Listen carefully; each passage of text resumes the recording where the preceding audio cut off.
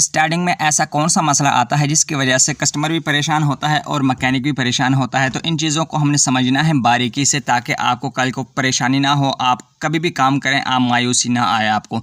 तो मैं चाहूँगा अपने दोस्तों को एक एक चीज़ आपको ब्रीफिंग के साथ बताऊँ। दोस्तों इसमें मसला कुछ यूँ है कि बाइक या तो स्टार्ट नहीं होती, अगर स्टार्ट हो जाती है तो दोस्तों इसमें फिर ये बिल्कुल रेस नहीं लेती, बिल्कुल ऐसे कि जैसे इसके अंदर जान ही नहीं है, जान नहीं है। लेकिन ऐसा है कि जब ये खाली रेस देते हैं, थ्रॉटल घुमाते हैं, फिर तो ये बहुत ठीक से रेस लेती है, पकड़ती है।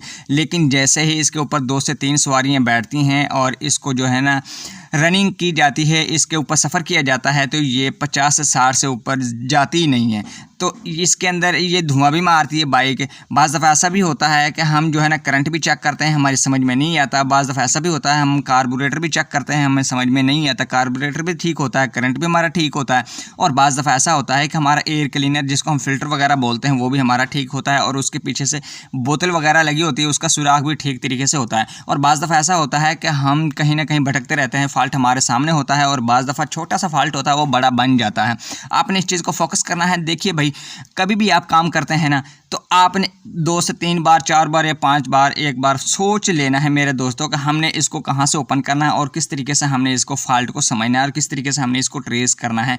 तो हम ऐसे अगर चेक करते रहेंगे, करंट भी चेक किया, कार्बोरेटर भी चेक किया और हमने इसका जो है ना प्लग वगैरह भी चेक कर लेते हैं, कॉइल वगैरह भी चेक कर लेते हैं, लेकिन बात नहीं बनती। बात भाई मैं कई दफ़ा कहता हूँ अपने दोस्तों को, आपने अपनी तजर्बे की बेस पे आपने फॉल्ट को पकड़ना होता है। मैं अपने दोस्तों को एक एक चीज़ स्टेप बाय स्टेप बताऊँगा, इंशाल्लाह आपको एक एक चीज़ समझाऊँगा अभी जितना को मेरे से नॉलेज हो सका। दोस्तों भाई देखो, अब ये मैंने अभी जस्ट इसके कवर ही खोला है, ऊपर से मेरे जहन में आ गया नहीं भाई इसके ऊपर वीडियो ज़रूर बननी चाहिए, मेरे दोस्तों का इसके लिए फ़ायदा होना चाहिए। ऐसा नहीं है कि बस इसका फ़ायदा मैं उठाऊं और मेरे दोस्त फ़ायदा ना उठाएं। भाई आप भी इस चीज़ को फ़ायदा उठाएं, इंशाल्लाह आपको काम करने भी और आपका वक्त भी ज़ाया नहीं होगा। इसमें बात यह है कि मुद्दे की तरफ आते हैं। इसमें अब ये मैंने खोला है ना, इसकी सिर्फ मैंने केम गिरारी यानी कि टाइमिंग गिरारी खोली है, ओपन की है। अब ये मैंने ओपन तो कर लिया इसकी, लेकिन ओपन किए मैंने इसके टेपर कवर खोल। दोस्तों आपने फॉल्ट को बारीकी से समझना है ताकि आप फॉल्ट तक आसानी से समझ सकें और आपको परेशानी ना आए। इसमें फॉल्ट ये है कि हो सकता है जैसे ही हम ऊपर ले जाते हैं ना 50 से 60 की स्पीड पे क्रॉस करते हैं, तो इसमें फॉल्ट कुछ यूँ है कि जैसे ही या तो कोई फ़िल्टर वगैरह बंद होता है, फ़िल्टर भी ठीक है लेकिन हमने फ़िल्टर को हाथ नहीं लगाया। मैं अपने तजर्बे की बेस पे वो बात बता रहा हूँ अपने दोस्तों को, ऐसा नहीं है कि इसमें मैंने ये किया वो किया, नहीं भाई। लेकिन बाज़ दफ़ा ऐसा भी होता है कि मैग्नेट के अंदर कॉइल जो लगी होती है स्टार्टिंग, उसकी जगह पे अगर वो कॉइल जहाँ फिटिंग होती है ना वो लूज़ हो जाए ना, बल तो स्टार्ट ही नहीं होती। अगर स्टार्ट हो भी जाए किसी न किसी तरीके से, या धक्का लगाने की वजह से हो जाए या किक की वजह से हो जाए, कोई 8-10 किकों के बावजूद भी हो जाए, तो उसमें दोस्तों ये होता है कि बाज़ दफ़ा स्टार्टिंग कॉइल लूज़ रहती है, उसकी वजह से भी ऐसा मसला आता है। मैं आपको वो मसले बताऊंगा जो आपको परेशान करके रख देंगे, लेकिन आपने घबराना नहीं मेरे दोस्तों। उस लूज़पन की वजह से भी होता है और बाज़ दफ़ा ऐसा होता है कि ये जो पल्सर कॉइल है ना, काफ़ी एक कान इसका टूटा हुआ है और बाज़ दफ़ा जो दूसरा कान है ना वो उसके साथ कॉइल हमारी अटैच रहती है, पल्सर कॉइल मैग्नेट के साथ जो टच हो रही होती है। बाज़ दफ़ा ऐसा होता है कि इसमें जहाँ पर नीचे की जानिब जो वायर लगी होती है ना, वायर वहाँ से वो ढीली वगैरह होती है, कोई जोड़ वगैरह होता है या वो कोई टेपिंग वगैरह भी होती है, वो आपस में जो है ना तेल से भीगने की वजह से आपस में जॉइंट मिल जाते हैं, जिसकी वजह से प्रेशर जो है ना ऐसा हमें महसूस होता है कि बाइक के अंदर प्रेशर वगैरह नहीं है। बाज़ दफ़ा ऐसा भी होता है मेरे दोस्तों, लेकिन इसके अंदर नहीं है। मैंने बाहर से नज़र तो लगा ली, कोई इतना बड़ा इसमें इशू ऐसा नहीं है, लेकिन इसके अंदर जो इशू है वो मैं आपको बताने लगा हूँ।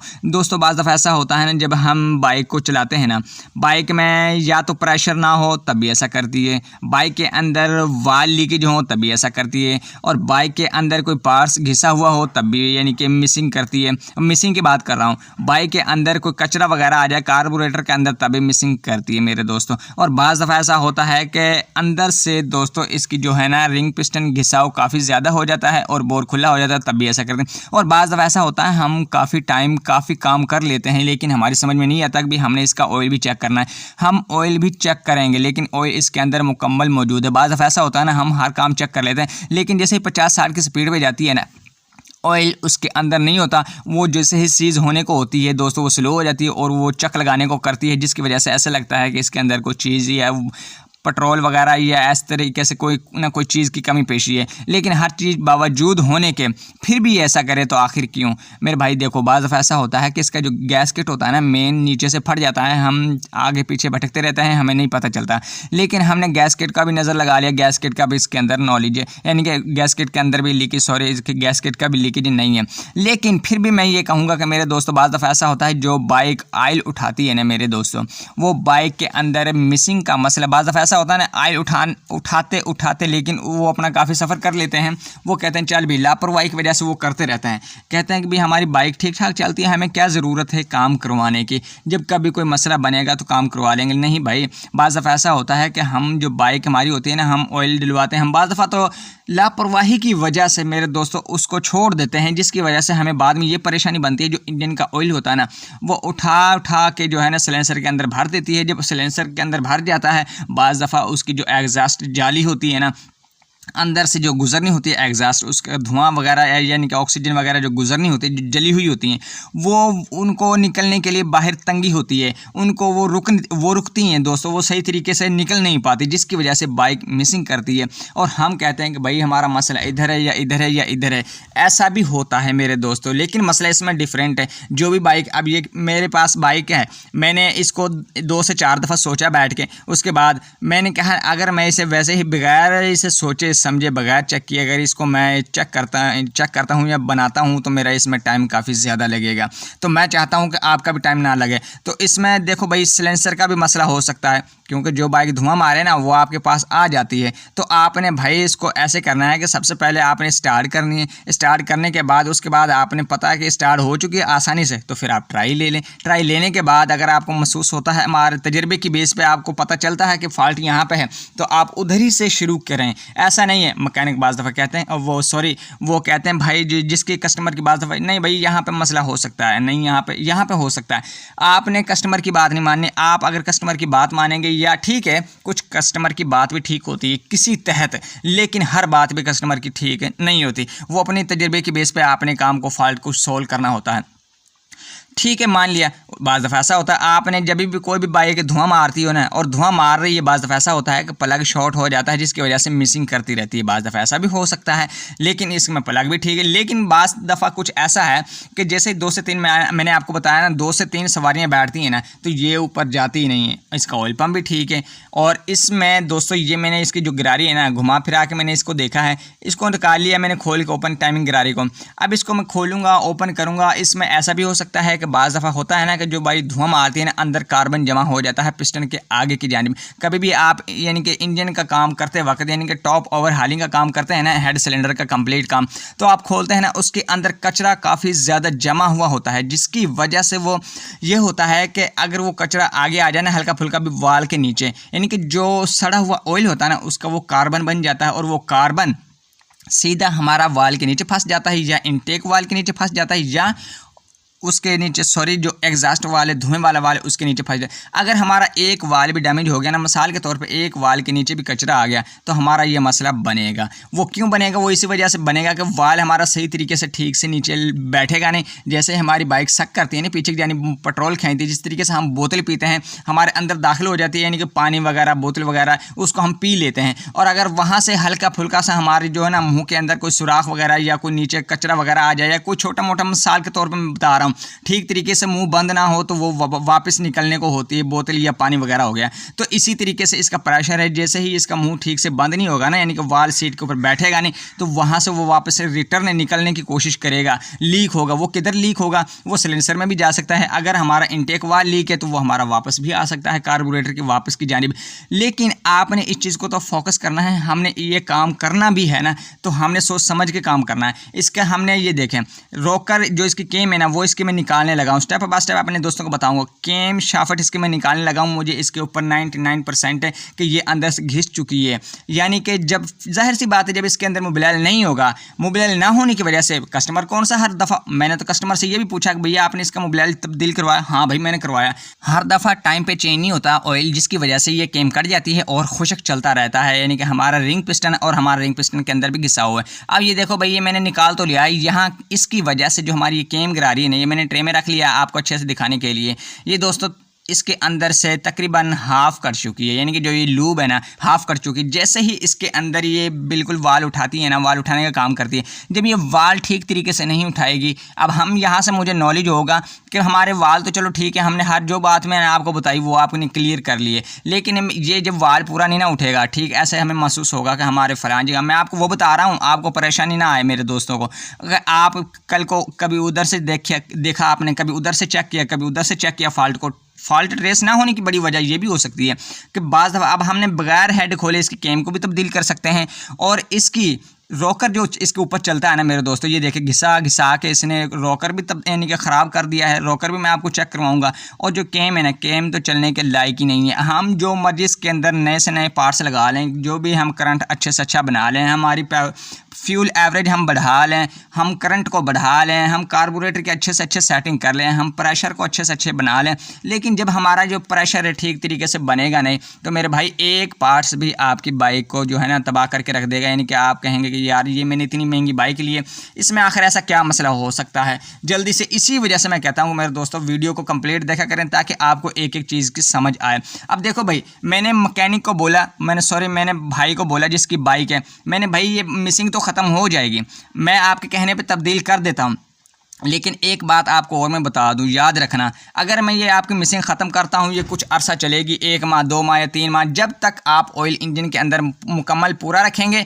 वो चलती रहेगी कैम हमारी, यानी कि ये मुकम्मल ठीक से न्यूज़ यानी कि मिसिंग नहीं करेगी। चाहे आप 4 सवारियाँ बिठा लें, चाहे आप 3 बिठा लें, चाहे आप 2 बिठा लें, चाहे आप सिंगल सवार हों, लेकिन ये मिसिंग नहीं करेगी। अब कहने का मकसद ये है कि मेरे भाई, मैंने उसको बोला कि मैंने एक दफ़ा इसको हेड को खोल लेते हैं, हेड को खोलने के बाद बाज़ दफ़ा ऐसा होता है ना, इसका रॉकर भी घिस जाते हैं, और मैं ये कहूँगा कि जिसकी ये कैम घिसी होती है ना, उसके रॉकर भी 100% घिसे हुए होते हैं। अब ये मैं न्यू डाल दूंगा, न्यू डालने की वजह से चल तो ये भी जाएगी, लेकिन ये नहीं चलेगी जो मेरे हाथ में। न्यू डालूंगा तो वो चल जाएगी, लेकिन जब मैं न्यू डालूंगा तो उसका क्या फ़ायदा जब 1 या 2 माह चलने के बाद फिर हमारा खर्चा फिर से वहीं के वहीं आ जाए।